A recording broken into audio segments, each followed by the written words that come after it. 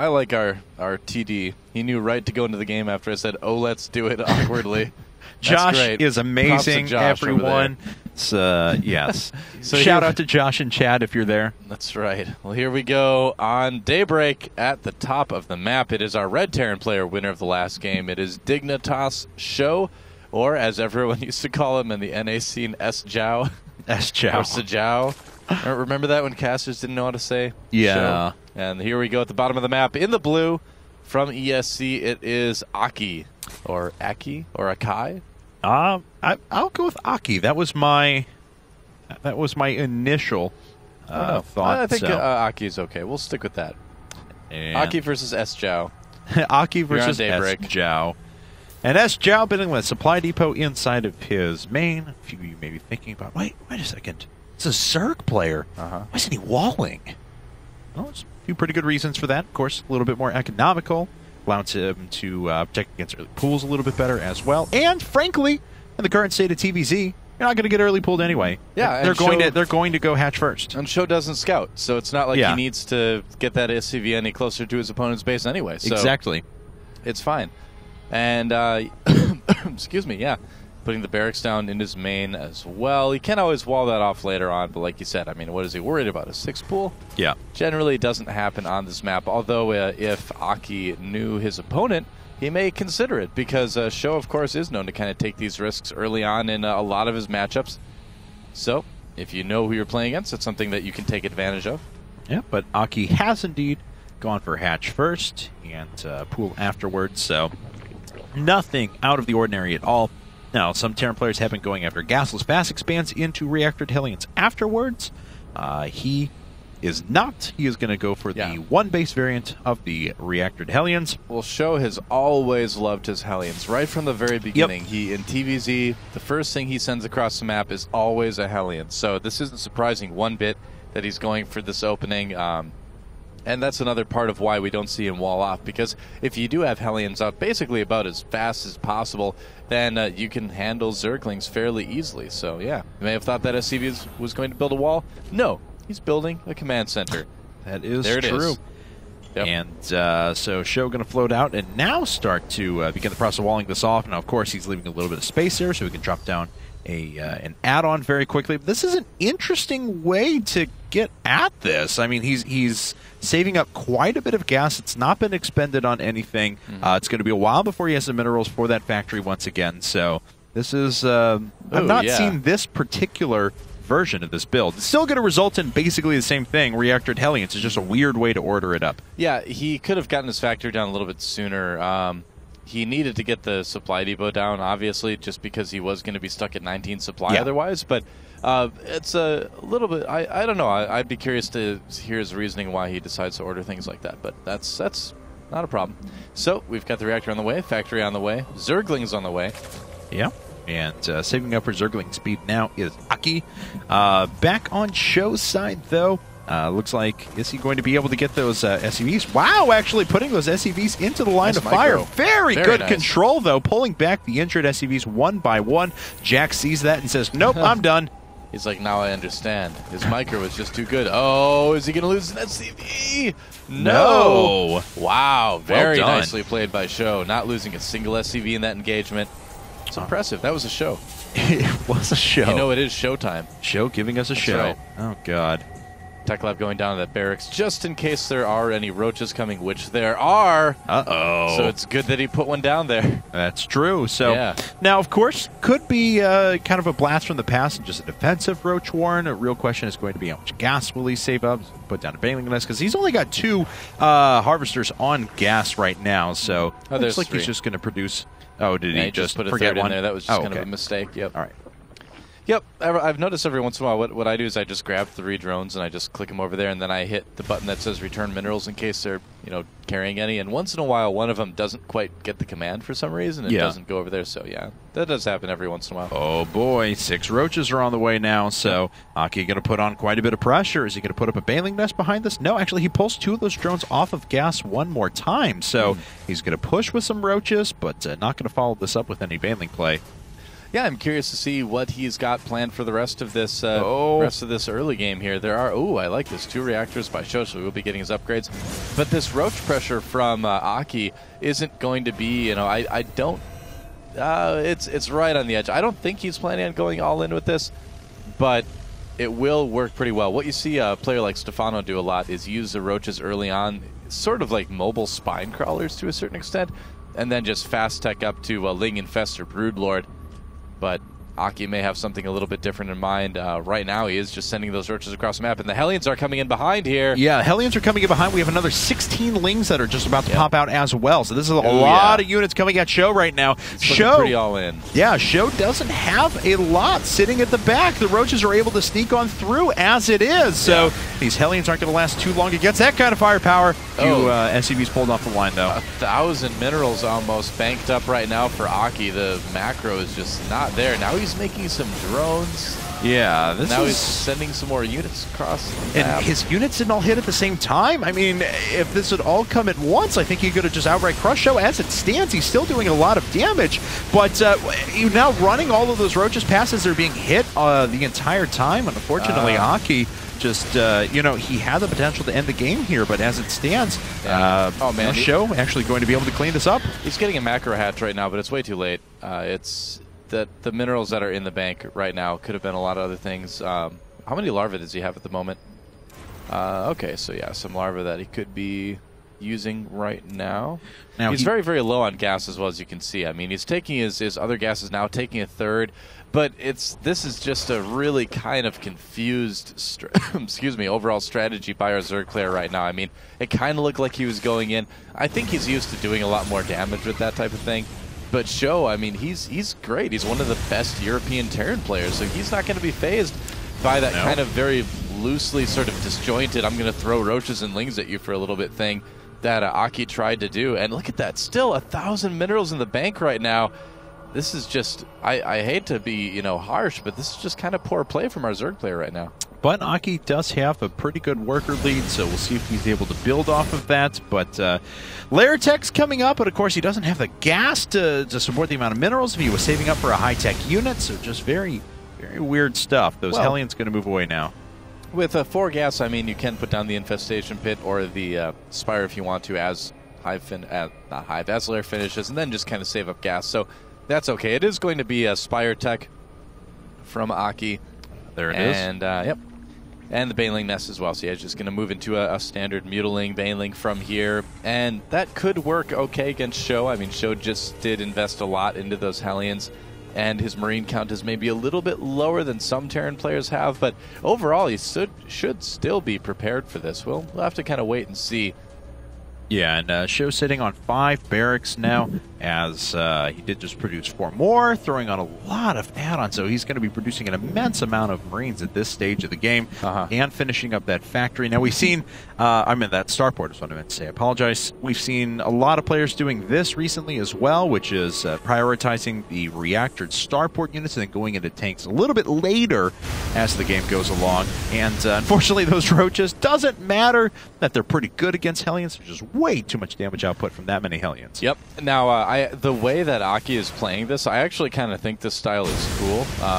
Looks like he's going to need to defend against those Hellions. He is having to spend some money on roaches to do this, but he should be able to hold this off. Yeah, okay. So basically, we see a lot of players, like Leenock is a good example. I love using Leenock as an example that likes to go very muta heavy, right? If he goes Mutiling Baneling. Akki is showing us kind of the opposite side of things, going very Ling Baneling heavy. You can see he's focusing on double upgrades rather than focusing all his gas on muta attack and defense and Mutalisks too. So the mutas are just going to harass a little bit, attempt to keep SjoW in his base. But the thing is, here's the problem with what Akki is doing. This stuff is all coming way, way too late right now. Look at that. The idea of these mutas are to keep SjoW in his base. Well, you know what? SjoW's already out of his base. The mutas are too late. And he's even going to lose. Oh, no, he actually he does lose one right there. So, yeah, Akki just, I don't know, he just got caught on that roach circling thing a little bit too long in this game. everything's coming kind of late. It's not looking too good for a Zerg player. SjoW's going to have to micro pretty well, though, to avoid all the banelings. And it looks like he was just going right after the hatchery. It's pretty low in health, but it doesn't look like it's going to go down. SjoW actually taking quite a bit of damage here. The hatchery down to 426 hit points. Microing back pretty effectively, but the swarm of units will eventually be able to take all of those out. One medevac does get away. At the same time, though, looks like Akki was able to pick up on that base off to the right pretty efficiently. Yep. And up, SjoW dropping a few more units here just to kind of kill some things off. Yeah. And he probably will lose that medevac to the mutas, but you know, I still stand by what I said, that this stuff, it's not really working as intended right now. I mean, yeah, he had enough for the push. SjoW maybe got a little bit overly aggressive there, but it's still going to be tough. I mean, he's still more or less behind right now. Well, 2-2 upgrades, pneumatized Carapace, a little bit of Overlord speed there, and 40 more Zerglings are coming up. You were mentioning that this is light on the mutas. Yes, in fact, there are only 5 now, on the field. Yeah, so, yeah, you're losing a few especially, but... Yeah, I mean, at this point, really, a better investment of his gas may just be to throw down the Infestation Pit and start going towards Hive, just because he's not going to be able to make enough mutas to really be effective. But look at this. That's a lot of Lings and Banelings. Yeah, we'll see if he's able to do enough damage with this. A couple of good Banelings connecting at the ends, but I don't think the damage output from the remaining Roaches is going to be enough. In fact, all of the mutas dying as well, so Akki just not sitting on that many units. He's making a few Banelings in the middle of the map and trying to take his 4th base. Now, what's his drone count at the moment? Let's take a look at this. 72 drones, so it's not too bad. Nope. He's got a decent amount of drones. 72 SCVs, though, for SjoW as well. And normally at 15 minutes in the game, you would want to have a lot more drones than that. You want to be at around the 80-90 range, depending on what you were doing. So, yeah, SjoW's still more or less in control of this game. He saved his 3rd despite the good Baneling hits. Akki, though, you know, still has a chance. Although, well, attacks like this don't really help you if you're a Zerg player. Akki is playing like he is a little bit worried right now. You know, he's a little bit upset about how the game is going, and losing those Banelings doesn't help anyway. He has to cancel those as well. Yeah. Well, we'll see, though, as, you know, SjoW's got pretty good infrastructure to fall back on himself. His barracks have been producing for quite a while now. Still does need to find a way to use a few of those minerals. They're finally reinvesting back into double factories and getting down an additional command center along with another barracks and upgrades. So, SjoW's playing pretty efficiently at this point, but, you know, he's not as far ahead, I think, as I would have expected him to be, considering the kind of attacks that have come out of Akki.